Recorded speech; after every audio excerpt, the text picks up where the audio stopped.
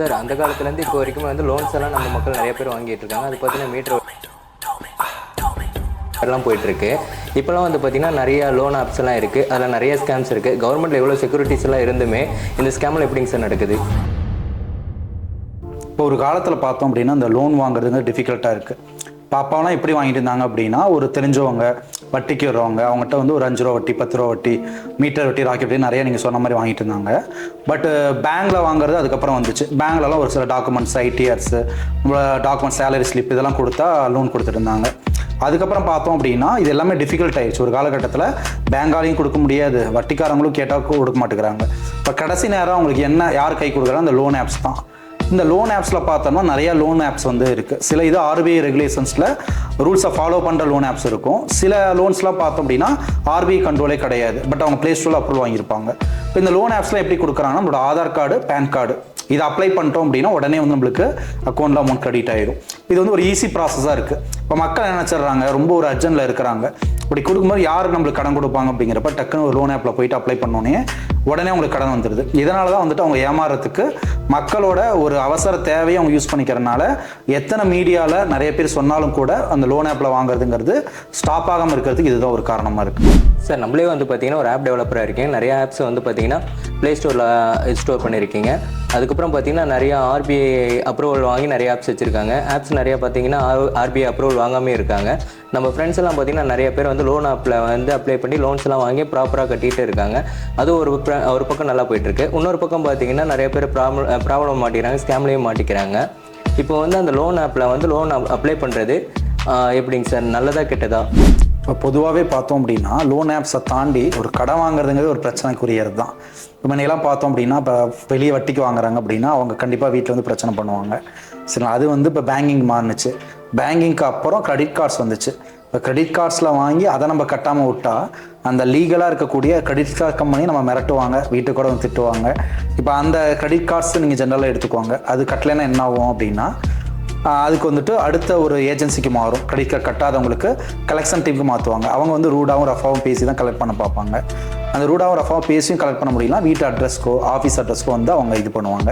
இது வந்து கிரெடிட் கார்ட்ஸ்லேயே வந்து நடக்குது. அதனால் வந்துட்டு ஆர்பிஐ ரெகுலேஷன்ஸில் இருக்கக்கூடிய ஆப்பில் நம்ம அப்ளை பண்ணாலுமே அதெல்லாம் வந்துட்டு சரியாக கட்டலைன்னா பிரச்சனை வரும். சரிங்களா? இது வந்துட்டு ஒரு கேட்டகரி. இப்போ பொதுவாக வந்துட்டு ஆப்ஸ் அப்படின்னா ஃபினான்ஸும் ஆப்பில் இருக்கும். சரிங்களா? இப்போ பஜாஜ் ஃபினான்ஸ் நீங்கள் எடுத்துக்கிட்டால் கூட அவங்களுக்கு ஆப் இருக்குது. அது மாதிரி ஒரிஜினல் ஃபினான்ஸ் கம்பெனி இருக்கு இல்லையா, அவங்க எல்லாத்துக்குமே ஆப் இருக்கும். அந்த மாதிரி ஆப்பில் அப்ளை பண்ணுறதுலாம் அவங்க ஆர்பிஐ ரெகுலேஷன்ஸில் இருக்காங்க. அதில் அப்ளை பண்ணாலும் பிரச்சனை வராது. பட் பேரே நம்மளுக்கு தெரியாது, அப்படி ஒரு கம்பெனி ஃபினான்ஸ் இருக்கணும் தெரியாது.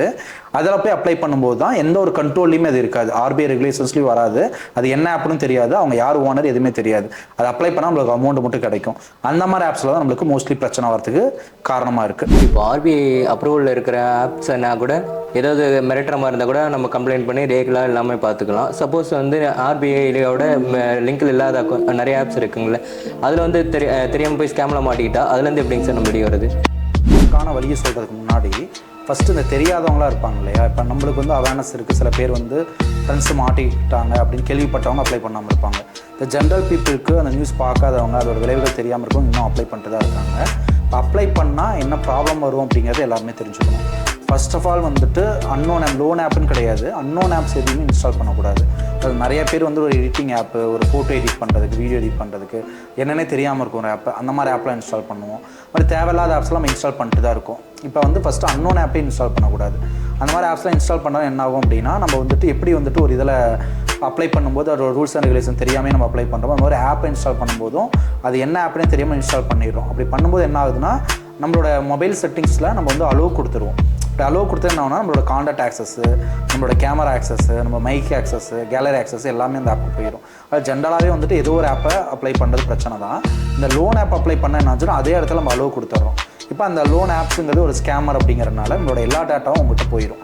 இப்போ சர்வருக்குள்ளே போயிடும். இப்போ ஒரு ஆப் இருக்குது அப்படின்னா அந்த ஆப்க்கு அலோவ் ஒன்ஸ் கொடுத்துட்டாவே நம்மளோட எல்லா டேட்டாவும் அவங்களால டவுன்லோட் பண்ணி அவங்க சர்வருக்கு கொண்டு போயிடுவாங்க. அப்போ நம்மளோட காண்டாக்ட் டீட்டெயில்ஸ்லேருந்து நம்மளோட mobile number, mobile banking, passwords என்னெல்லாம் மொபைலில் சேவ் பண்ணி வச்சுருக்கோமோ எல்லா டேட்டாவும் அவங்க ஈஸியாக எடுத்துக்குவாங்க. அப்படி எடுத்துக்கிட்டு அதை வந்து மிஸ்யூஸ் பண்ணுறதுக்கு வாய்ப்பு இருக்குது.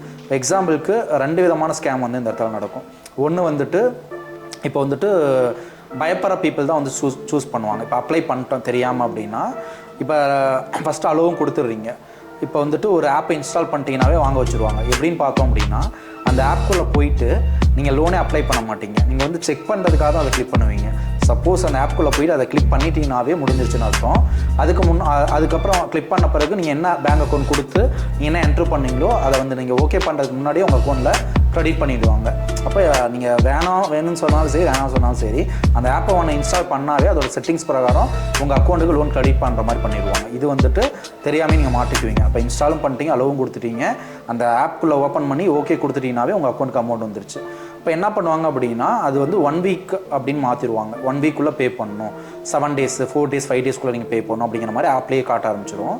இப்போ நம்ம 7 daysக்குள்ளே பண்ணிக்கலாம், சரி தெரியாமல் அப்ளை பண்ணுறேன்னு விட்டுட்டு நம்ம பண்ணோம் அப்படின்னா, அந்த 7 days முன்னாடி 6th day 5th day என்ன பண்ணுவாங்கன்னா, உங்கள் அமௌண்ட்டை வந்துட்டு 2 நாளுக்கு இருக்குது இஎம்ஐக்கு, இப்போவே நீங்கள் கட்டணும், நாளைக்கு ஆஃபீஸ் க்ளோஸு, இன்னும் வந்துட்டு நீங்கள் ஒரு 10 நிமிஷம் 1/4 மணி நேரத்தில் பண்ணலைன்னா உங்கள் கான்டாக்ட்லாம் எடுத்தோடனே வந்துட்டு இது ஃபஸ்ட்டு மிரட்டல் இப்படி தான் வரும்.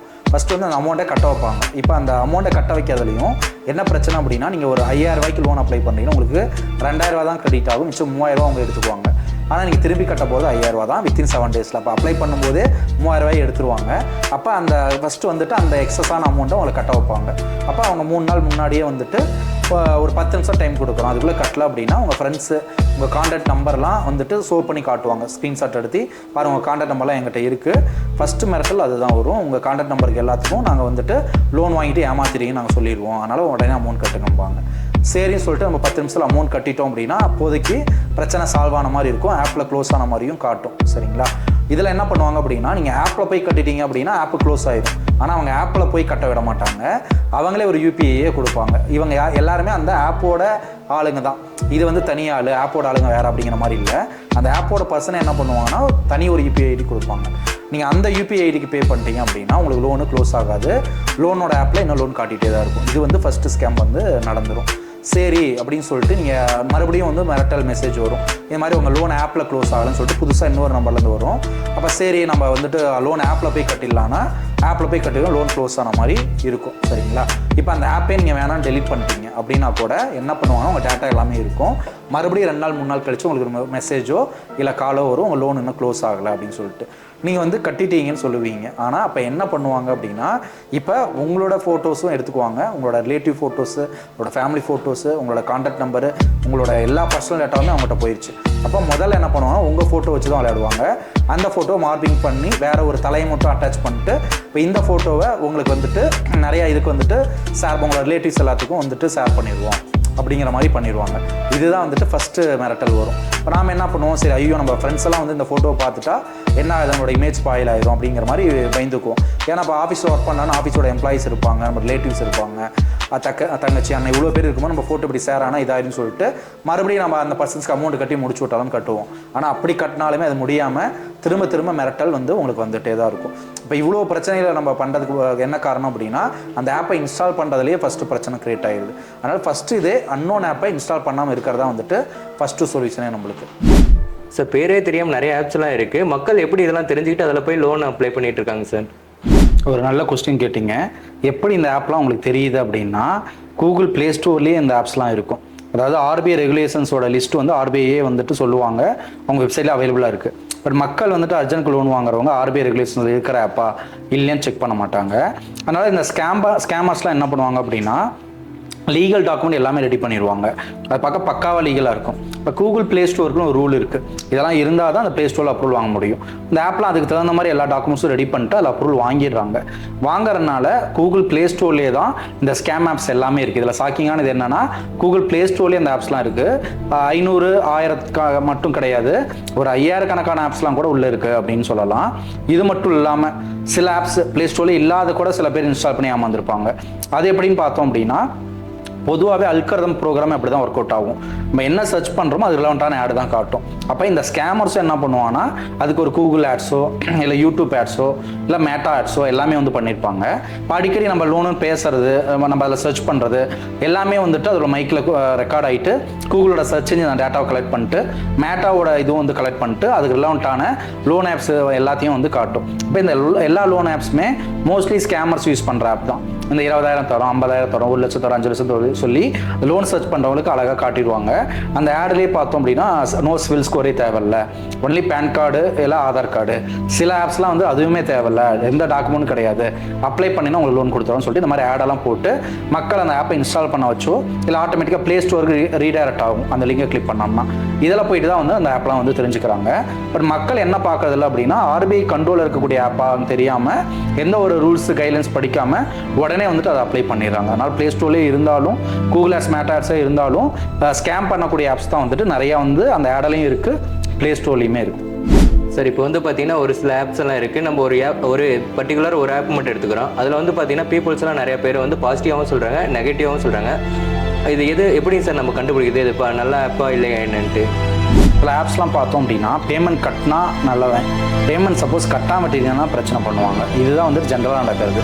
அந்த லீகலாக கரெக்டாக இருக்கக்கூடிய ஆப்பு கூட பேமெண்ட் கட்டிட்டு எந்த டிஸ்டர்பும் பண்ண மாட்டாங்க, கரெக்டாக உங்களோட EMI போகும், கட்டி முடிச்சிட்டிங்கன்னா ஒன்றும் பிரச்சனை இல்லை. பேமெண்ட் கட்டாமல் விட்டால் தான் அந்த ஆப்பில் இருந்து கூட பிரச்சனை வர வாய்ப்பு இருக்குது. சில ஆப்லாம் என்ன பண்ணுவாங்கன்னா அந்த பேமெண்ட் கட்ட முடியாத மாதிரி அந்த ஆப்போட செட்டிங்ஸே இருக்கும். எக்ஸாம்பிளுக்கு சர்வர் எரர் ஆகும், பேமெண்ட் கட்ட ஸ்டேஜுக்கே போகாது, ஆட்டோ ரிஃப்ரெஷ் ஆகிட்டே இருக்கும். அந்த பேஜில் போனீங்க அப்படின்னா ஆட்டோ ரிஃப்ரெஷ் ஆகிட்டே இருக்கும். அதனால் கரெக்டாக அந்த டியூ டேட் வரும்போது கட்ட விடாமல் பண்ணி என்ன பண்ணுவாங்கன்னா பெனால்ட்டி போட ஆரம்பிப்பாங்க. இப்போ உங்கள் ஃப்ரெண்டு வந்துட்டு வாங்கியிருப்பார், கரெக்டாக கட்டிட்டு இருப்பார், எல்லாம் முடிஞ்சிருச்சு, அப்போ எந்த பெனால்ட்டி வந்திருக்காது, எக்ஸ்ட்ரா சார்ஜ் வந்திருக்காது, கரெக்டாக போயிருக்கும். அவருக்கு அந்த பாசிட்டிவ் ஆப்பாக தெரியும். இன்னொருத்தருக்கு என்னாச்சு அப்படின்னா கடைசி டேட் அப்போ அதை கட்ட முடியாமல் அந்த ஆப்பே பண்ணுவாங்க, கடைசி டேட்டில் கட்ட முடியாமல் போயிடும். அப்போ அடுத்த நாள் பார்த்தோம் அப்படின்னா ஒரு நாளைக்கு 2000 சார்ஜோ இல்லை 2-3 நாள் லேட் ஆச்சுன்னா அதுக்கு ஒரு 10,000 அந்த மாதிரி அதிகமாக எடுத்துருவாங்க. நீ ஒரு 10,000 வாங்குறேன் 30,000 சேர்த்து கட்டுற மாதிரி ஆயிரும். அப்போ அந்த பர்சன் ஃப்ராட் அப்படின்னு சொல்கிறாங்க. அதனால் பொதுவாகவே வந்துட்டு இந்த மாதிரி மோஸ்ட் ஆஃப் த ஆப்பில் நீங்கள் அப்ளை பண்ணாவே பிரச்சனை வரும் அப்படின்னு தெரிஞ்சுக்கலாம். ஃபினான்ஸ் பேஸ்ட் ஆப்பு, ஒரு பேங்கிங் பேஸ்ட் ஆப்பு, அதெல்லாம் போகும்போது ஓரளவுக்கு நம்ம தடுக்கலாமே தவிர மோஸ்ட் ஆஃப் த ஆப் வந்து இந்த மாதிரி ஏதோ ஒரு டெக்னிக்கலாக லீகலாகவே வந்து பிரச்சனை மேலே ஆக்ஷன் எடுக்கிற அளவுக்கு பண்ணுவாங்க. நாம் போய் கம்ப்ளைண்ட் கொடுத்தா கூட நீங்கள் கட்டாமல் விட்டுட்டீங்க அதனால் அவங்க பெனால்ட்டி போட்டிருக்காங்க, ஃபஸ்ட்டு அவங்க ரூல்ஸில் அது வந்து மென்ஷன் பண்ணியிருக்கான்னு சொல்லிட்டு சிம்பிளாக முடிச்சுருவாங்க. நம்ம அவங்க மேலே ஆக்ஷன் கூட எடுக்க முடியாமல் போயிடும். இப்போ வந்து நம்ம லோனும் கட்டி முடிச்சிட்டோம், அதுக்கப்புறமும் ஒரு சில ஆப்ஸுக்காரங்களாம் என்ன பண்ணுறாங்கன்னா நம்ம அமௌண்ட்டு கட்ட சொல்லி கேட்டுட்டு இருக்காங்க. அப்போ வந்து என்ன சொல்கிறாங்கன்னா அவங்க மிரட்டும் போது என்னன்றாங்கன்னா அவங்க ஃபோட்டோஸ்லாம் மாப்பிங் பண்ணி உங்கள் ஃப்ரெண்ட்ஸுக்கெல்லாம் நான் ஷேர் பண்ணிடுவேன்ற மாதிரி மிரட்டுறாங்க.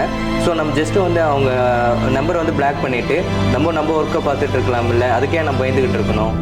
இப்போ எக்ஸாக்டாக கரெக்டாக சொன்னீங்க. இப்போ என்ன பிரச்சனை ஆகும் அப்படின்னா நாம் அவங்க பிளாக் பண்ணாலும் புது நம்பரில் வந்து மிரட்டுவாங்க, அந்த நம்பரை பிளாக் பண்ணாலும் புது நம்பர் வந்து மிரட்டுவாங்க. உங்கள் சிம் ஆக்டிவாக இருக்கிற வரைக்கும் நீங்கள் ஆன்லைனில் இருக்கிற வரைக்கும் உங்களுக்கு மிரட்டல் மெசேஜ் கால் வந்துகிட்டே தான் இருக்கும்.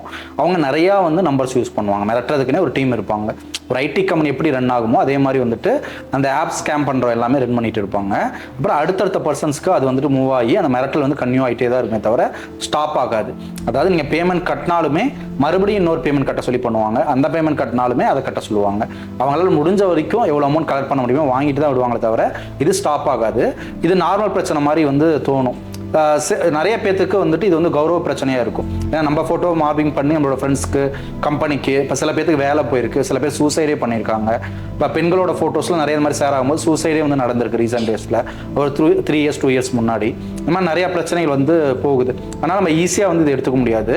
இதனால் என்ன பண்ணுவோம், சிம்மை தூக்கி போட்டால் பிரச்சனை இல்லை அப்படின்னு நம்ம நினைக்கிறோம். அப்படி பண்ணாலுமே ப்ராப்ளம் வந்து வரும். அதாவது நம்மளோட ஃபோட்டோஸு, நம்ம கான்டாக்ட்ஸு, நம்ம ஃப்ரெண்ட்ஸ் ஃபோட்டோஸு, ஃபேமிலி ஃபோட்டோஸ் எல்லாமே வந்துட்டு ஹேக் பண்ணி எடுத்துட்டாங்க. அப்போ என்ன ஆகும் அப்படின்னு பார்த்தோம் அப்படின்னா கம்ப்ளீட்டாகவே வந்துட்டு அந்த ஃபோட்டோஸை அவங்க எப்போ வேணாலும் யூஸ் பண்ணிக்க முடியும். அப்போ நீங்கள் அந்த சிம்மையே தூக்கி எறிஞ்சாலும் நெட்டை ஆஃப் பண்ணிட்டீங்க, இல்லை வந்துட்டு வாட்ஸ்அப்பை வந்துட்டு பிளாக் பண்ணிட்டீங்க, இது என்ன பண்ணாலுமே அது கன்யூ ஆகிட்டு தான் இருக்கும்.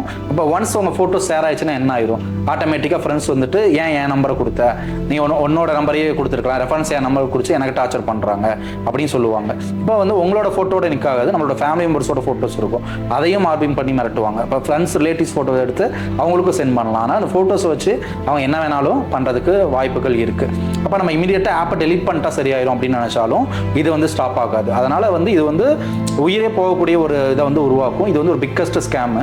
என்ன பிரச்சனை ஆகுதுன்னா இப்போ நிறைய ஏஐ டெக்னாலஜிலாம் வந்தனால மார்பிங்கிற டெக்னாலஜி தாண்டி அடுத்தது போயிடுச்சு. ஒரு ஏஐனால ஒரு ரியல் ஃபேஸு, ஒரு உருவம், உடல் அமைப்பு எப்படி இருக்குமோ அதுக்கு தகுந்த மாதிரி ஏஐயால் பண்ண முடியும். அப்போ ரியலாக எப்படி இருப்போமோ அதே மாதிரி கூட நம்மளோட ஃபோட்டோஸ், வீடியோஸை ரெடி பண்ண முடியும். அப்போ ஏஐ டெக்னாலஜி வந்தனால என்ன ஆயிடுச்சு அப்படின்னு பார்த்தோம் அப்படின்னா முன்ன மாதிரி மார்பிங் பண்ணணும்னே அவசியம் இல்லை. சரிங்களா? இது மட்டும் இல்லாமல் சில அடல்ட் சைட்டில், பான் சைட்ஸ்லாம் நம்ம நம்பர் வந்து போட்டுருவாங்க. அப்போ என்ன ஆகும், பெண்களுக்கு, ஆண்களுக்குலாம் இந்த மாதிரி கால்ஸ் வர ஆரம்பிச்சிடும். அப்போ ரொம்ப மென்டல் ப்ரெஷர் கொடுப்பாங்க. அப்போ வந்து என்ன ஆகும் அப்படின்னா உங்களுக்கு அடுத்த லெவல் ஆஃப் ஆக்ஷனே எடுக்க முடியாது. இப்போ நம்ம ஃபோட்டோஸை இப்போ நான் 10 நிமிஷம் டைம் தரேன், இப்போ நீங்கள் உங்களோட ஃபோட்டோஸ் அனுப்பிடுன்னு மிரட்டும் போது அந்த 10 மினிட்ஸ் 5 மினிட்ஸ் 1 மினிட் தான் அவங்க கொடுக்குறாங்க அந்த பேமெண்ட் கட்ட வரைக்கும். இப்போ அனுப்பலாம் நிறைய பேருக்கு சென்டும் பண்ண ஆரம்பிச்சிடுறாங்க. அப்போ நம்ம எந்த ஒரு ஆக்ஷனும் எடுக்க முடியாது. அப்போ நம்ம பயம் தான் வந்துட்டு அவங்களோட ஆயுதமே. அதனால ஃபர்ஸ்ட் எடுத்தோம் பயப்படாமல் ஃபேஸ் பண்ணணும். என்ன நம்ம பண்ணலாம், என்ன இது பண்ணலாம்னு சொல்லிட்டு நம்ம பண்ணுறதுக்கான ஸ்டெப்ஸ் தான் எடுக்கணுமே தவிர பயப்பட்டாவே வந்து அந்த பிரச்சனையை உருவாக்கிடும். அதே நேரத்தில் நம்ம என்ன பண்ணாலுமே அந்த தீர்வு வந்து ஆகாது. அதனால் சரியான வந்து ஒரு இதை வந்து நம்ம செயல்படுத்தினா மட்டும்தான் இதில் வந்து வெளிவர முடியும். ஓகேங்களா? இப்போ வந்து இவ்வளோ ஸ்கேம்ஸ் எல்லாம் நடந்துட்டு இருக்குங்க சார். இப்போ சட்டத்தில் வந்து பார்த்தீங்கன்னா இதுக்கு எந்த லாபமும் கிடையாதுங்களா? அவங்க மேலே எந்த ஆக்ஷனும் எடுக்க முடியாதுங்களா? இப்போ பொதுவாகவே ஏமாத்துறது எல்லாமே இந்த 407 ஐபிசி 407 லால வரும். பட் நம்ம ஃபோட்டோஸ் வச்சு ஏமாத்துறாங்க இல்லையா, அது வந்து ஐபிசி 66C வரும். நம்மளோட ஃபோட்டோஸ் வச்சு நம்மளை வந்து மிரட்டுறது, அதை மார்பிங் பண்ணி பண்ணுறது ஐபிசி 66Cன்னு ஒரு லா இருக்குது. இது இல்லாமல் 66D இருக்குது. அது என்னன்னு பார்த்தோம் அப்படின்னா நம்மளோட ஃப்ரெண்ட்ஸ் ரிலேட்டிவ்க்கு நம்ம ஃபோட்டோ வச்சு பண்ணுறாங்க இல்லையா, அவங்ககிட்ட போய் நம்மளை வச்சு ஏமாத்துறாங்க, அவங்க ஃபோட்டோ வச்சு அவங்க மிரட்டுறாங்கன்னா அந்த லா பிரகாரம் வரும். ஜென்ரலாகவே இந்த மாதிரி கிரைம்லாம் வந்துட்டு 407 லால வந்துட்டு ஐபிசி வந்து ஒரு லாவே வந்து தனியாக இருக்குது. சார் இப்போ வந்து ஒரு பர்சன் வந்து மாட்டிக்கிட்டாங்க, அவங்க வந்து ஃபேமிலிலையும் சொல்ல முடியல, ஃப்ரெண்ட்ஸ்கிட்டையும் சொல்ல முடியல, அவங்க என்ன பண்ணால் தப்பிக்க முடியுங்க சார்? இதில் வந்து தப்பிக்கணும் அப்படின்னா ஃபஸ்ட்டு வந்து ஆப்பை வந்து இன்ஸ்டாலே பண்ணக்கூடாது. இப்படி இன்ஸ்டால் பண்ணி மாட்டிக்கிட்டாங்க அப்படின்னா அவங்க என்ன பண்ணலாம், என்ன ஸ்டெப்ஸ்லாம் எடுக்கலாம் அப்படின்னு பார்த்தோம் அப்படின்னா இந்த ஆப்லேயே வந்து 2 விதமான ஸ்கேமர்ஸ்லாம் இருக்காங்க. சில பேர் வந்துட்டு பயப்படுறவங்களை மட்டும் தான் டார்கெட் பண்ணுவாங்க. இப்போ எக்ஸாம்பிளுக்கு ஒரு 10,000 ஒரு 50,000 பேர் மாட்டியிருக்காங்கன்னு வச்சுக்கோங்க.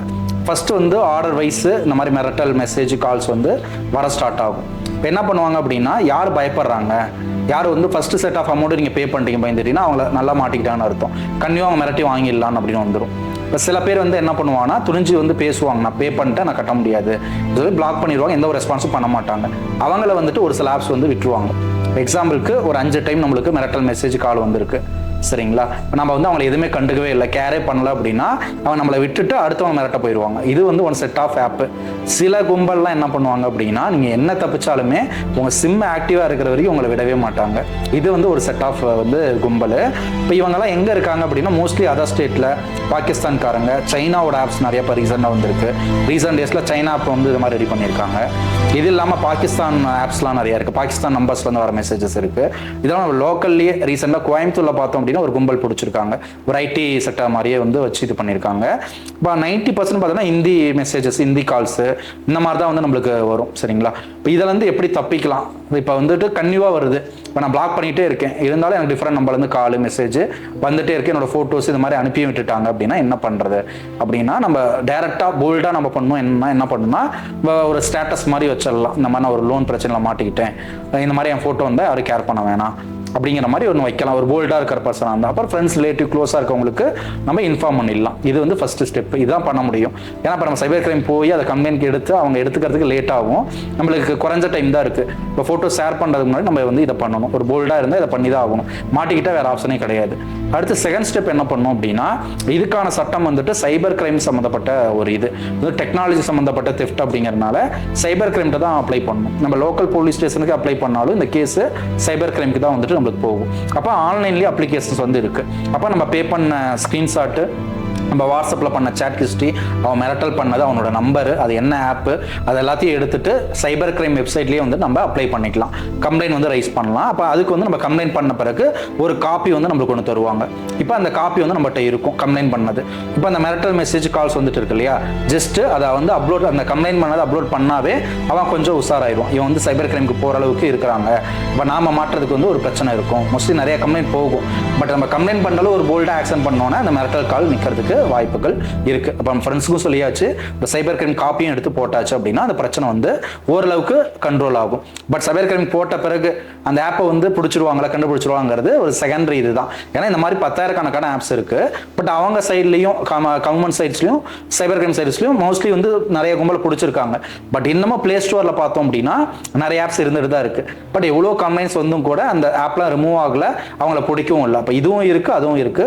ஓரளவுக்கு தான் அவங்களாலையும் வந்து தடுக்க முடியும். இவ்வளோ ஆப்ஸ் மேலேயும் ஒட்டுக்கா நடவடிக்கை எடுக்க முடியாது சரிங்களா. அப்போ என்ன பண்ணணும் அப்படின்னா கூகுள் கவர்மெண்டே வந்துட்டு கூகுளோட வந்து பேசி யாரெல்லாம் வந்துட்டு இந்த மாதிரி ஆப்ஸ் இருக்குன்னா ஒரு இன்னும் கொஞ்சம் அடிஷனல் செக்யூரிட்டி கொண்டு வந்துட்டு அந்த ஆப்பை பிளே ஸ்டோரில் தடுக்கணும்.